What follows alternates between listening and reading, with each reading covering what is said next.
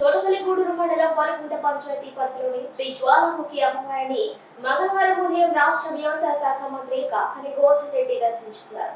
ఆలయ మర్యాదల ప్రకారం ఆలయ చైర్మన్ కోసూరు రవీందర్ రెడ్డి, ఆలయ ఈవో తాత శ్రీనివాసరావు స్వాగతం పలికారు. అనంతరం మంత్రి కాకాని అమ్మవారిని దర్శించుకుని పూజలు నిర్వహించారు. ఈ సందర్భంగా ఆయన మీడియాతో మాట్లాడుతూ ప్రతిసారి ఎన్నికల ప్రచారానికి ముందు జ్వాలాముఖి అమ్మవారిని దర్శించుకోవడం ఆనవాయితీ అని, అమ్మవారి కృపా కటాక్షాలు రాష్ట్ర ముఖ్యమంత్రి వైఎస్ జగన్మోహన్ రెడ్డికి, రాష్ట్ర ప్రజలకు, ముఖ్యంగా సర్వేపల్లి నియోజకవర్గ ప్రజలకు ఎల్లవేళలా ఉండాలని ఆయన ఆకాంక్షించారు.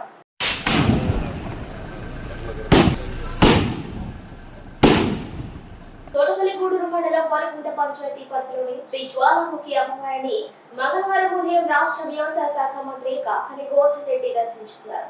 ఆలయ మర్యాదల ప్రకారం ఆలయ చైర్మన్ కోసూరు రవీందర్ రెడ్డి, ఆలయ ఈవో తాత శ్రీనివాసరావు స్వాగతం పలికారు. అనంతరం మంత్రి కాకాని అమ్మవారిని దర్శించుకుని పూజలు నిర్వహించారు. ఈ సందర్భంగా ఆయన మీడియాతో మాట్లాడుతూ ప్రతిసారి ఎన్నికల ప్రచారానికి ముందు జ్వాలాముఖి అమ్మవారిని దర్శించుకోవడం ఆనవాయితీ అని, అమ్మవారి కృపా కటాక్షాలు రాష్ట్ర ముఖ్యమంత్రి వైఎస్ జగన్మోహన్ రెడ్డికి, రాష్ట్ర ప్రజలకు, ముఖ్యంగా సర్వేపల్లి నియోజకవర్గ ప్రజలకు ఎల్లవేళలా ఉండాలని ఆయన ఆకాంక్షించారు.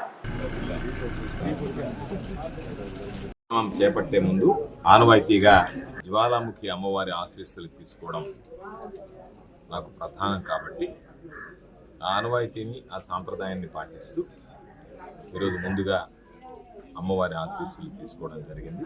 ప్రసిద్ధమైనటువంటి ప్రముఖ పుణ్యక్షేత్రంగా బాసలతో ఎంతో మహిమ కలిగినటువంటి జ్వాలాముఖి అమ్మవారు ఈరోజు ఈ ప్రాంత ప్రజలకు అందరికీ కోరినటువంటి కోరికలు తీర్చేటువంటి తల్లిగా ఈరోజు అందరూ కూడా ఆమెను ప్రార్థిస్తారు. ఆమె ఆశీస్సుల కోసం ఇక్కడికి విచ్చేస్తారు.